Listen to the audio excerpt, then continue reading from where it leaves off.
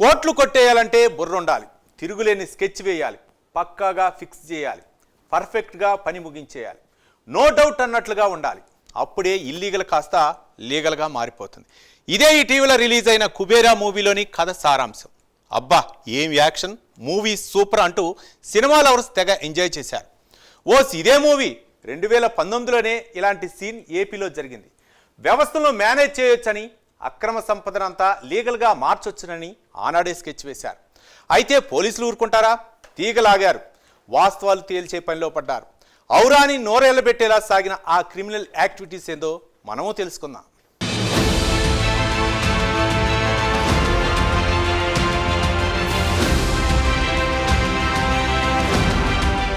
డొల్ల కంపెనీలు పెట్టడం, నిధులు మళ్లించడం అనేది బడాబాబులకు వెన్నతో పెట్టిన విద్య. అందుకే నిత్యం ఎక్కడో ఓ చోట ఇన్కమ్ ట్యాక్స్ దగ్గర నుంచి ఎన్ఫోర్స్మెంట్ డైరెక్టరేట్ వరకు రైడింగ్స్ నిర్వహిస్తూనే ఉంటారు.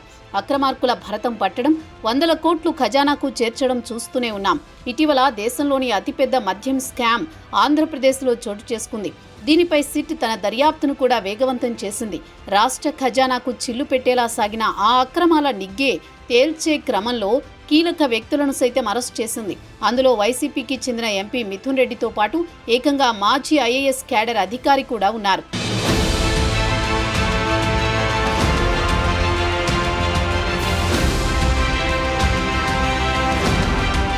నిప్పులేనిదే పొగరాదు. ఇదే జరిగింది ఏపీ లిక్కర్ స్కామ్ కేసులో.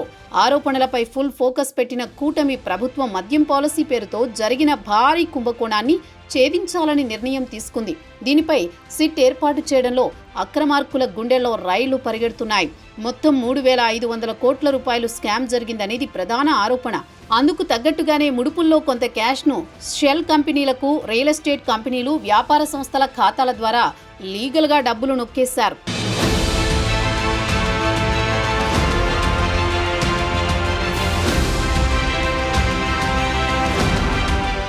కోట్లు కొట్టాలంటే అంత సులువేమీ కాదు. పకడ్బందీ ప్లాన్ ఎంతో అవసరం. ఇందుకోసం కీలక అధికారులు నమ్మకస్తులను ఎంచుకున్నారు. చివరి రూపాయి వరకు తమకే చేరేలా బాగానే సెట్ చేసుకున్నారు. అంతవరకు బాగానే ఉంది. ఇక్కడే అసలు కథ స్టార్ట్ అయింది. కుబేరా మూవీని తలపించేలా వ్యవహారం నడపడమే అందుకు ప్రధాన కారణం. వాస్తవానికి డొల్ల కంపెనీలు పెట్టడం, నిధులు మళ్లించడంలో వైసీపీ నేతలు మాస్టర్ మైండ్స్ అని గత కేసులను పరిశీలిస్తే తెలుస్తోంది.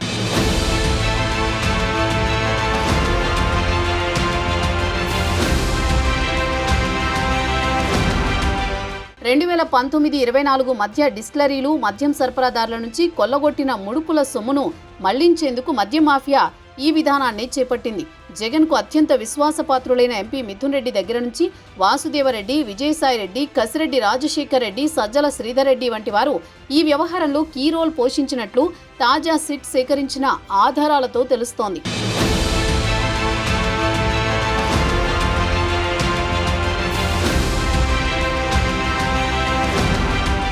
కోట్లాది రూపాయలు డీల్ కావడంతో ఉత్తరాది రాష్ట్రాలను ఎంచుకున్నారు. కొంతమంది పేదలకు ఆశ చూపించారు. వారి నుంచి 5,000కు ఆధార్, పాన్ కార్డులు కొన్నారు. వారిని డైరెక్టర్లుగా పెట్టి 17 డొల్ల కంపెనీలను సృష్టించారు. వాటి ద్వారా భారీ ఎత్తున నిధులు మళ్లించినట్టు సిట్ విచారణలో బయటపడ్డాయి. ఆ అమాయకుల్లో కొందరికి తాము డైరెక్టర్లమనే విషయమే తెలియదు. క్షేత్రస్థాయిలో సిట్ పరిశీలన చేపట్టగా ఇవన్నీ బయటపడ్డాయి. సరిగ్గా ఇదే మనకు కుబేరా సినిమాలో కనిపిస్తుంది.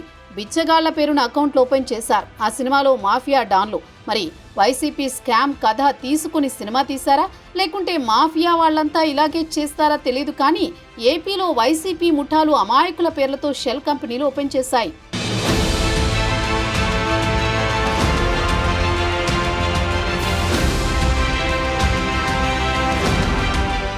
ఇక వైసీపీ నేతల క్రిమినల్ మైండ్ సెట్ ఎలా ఉంటుందో మద్యం స్కామ్ ఓ ఉదాహరణగానే చెప్పొచ్చు. తప్పుడు చిరునామాలతో తతంగం నడిపారని ఎంక్వైరీలో భాగంగా ముంబైకి వెళ్లిన సిట్ బృందం గుర్తించింది.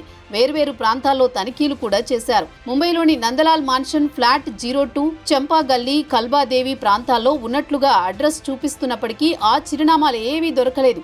ఎంక్వైరీలో క్రేస్కింగ్ enterprises, Kia light, multi ventures, ట్రిపెర్ ఎంటర్ప్రైజెస్ పేరుతో ఉన్న ఆ ఫ్లాట్ను ఎవరికీ అద్దెకు కానీ లీజుకు కానీ ఇవ్వలేదని యజమాని ప్రదీప్ పోర్వాల్ చెప్పడం గమనార్హం.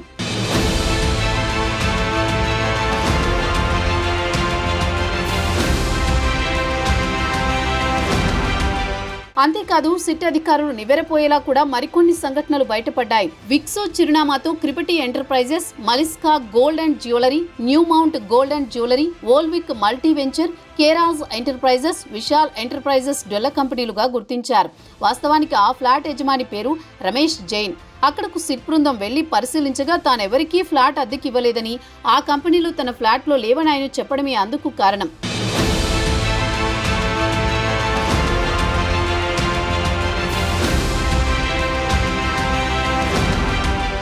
బ్రైట్ స్టార్ మల్టీ వెంచర్స్ సంస్థ విషయంలోనూ సేమ్ సీన్ రిపీట్. ముంబైలో కల్బాదేవి ప్రాంతంలో ఉన్నట్టుగా చెబుతున్నా అక్కడ చిరునామా దొరకలేదు.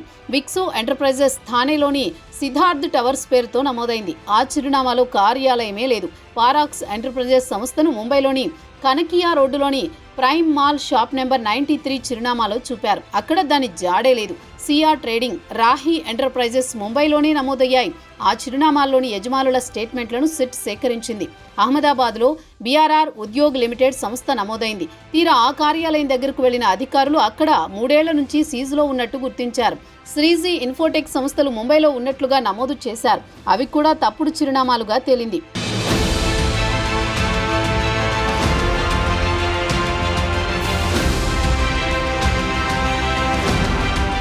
కంపెనీలో డైరెక్టర్లను, ఆయా అడ్రస్లను పరిశీలించేందుకు ఓ రూల్ ఉంటుంది. దీన్ని కూడా చాలా మద్యం మాఫియాలు చాలా ఈజీగా డీల్ చేసింది. సిట్ గుర్తించిన 17 డొల్ల కంపెనీలో 7 కంపెనీ సెక్రటరీ జయప్రకాష్ జోషి సిఫార్సు చేశారు. డొల్ల కంపెనీల పేరుతో ఉన్న డైరెక్టర్లు చిరునామాల వివరాలను పరిశీలించకుండానే క్రిపటి ఎంటర్ప్రైజెస్, మలిస్కా gold and jeweller, new mount gold jewellery, క్రేస్కింగ్ ఎంటర్ప్రైజెస్, కేరాజ్ enterprises, Kia light multi ventures, ట్రిపెర్ ఎంటర్ప్రైజెస్ సంస్థలను రిజిస్ట్రార్ ఆఫ్ కంపెనీస్ కి జయప్రకాష్ రెఫర్ చేశారు. ముంబైకి చెందిన సుశాంత్ అలియాస్ ఆశీష్ ఇతనెవరంటే 4 డొల్ల కంపెనీల్లో డైరెక్టర్గా ఉన్న భన్వర్లాల్ జైన్ మేనలుడు. ఆయన ఇచ్చిన కేవైసీ పత్రాలను ఓకే చేసేందుకు ఒక్కో కంపెనీకి 10,000 చొప్పున వసూలు చేసినట్లు సిట్ విచారణలో తేలింది.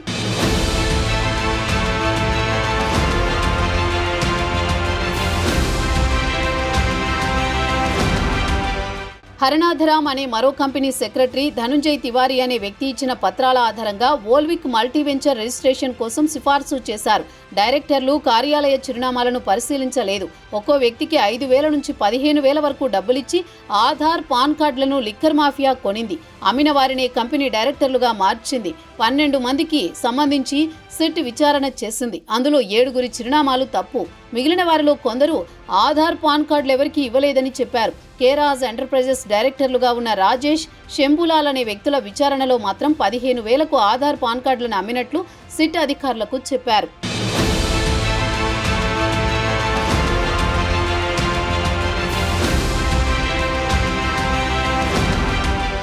డబ్బు డబ్బు డబ్బు ఎందుకు ఈ హైరానా?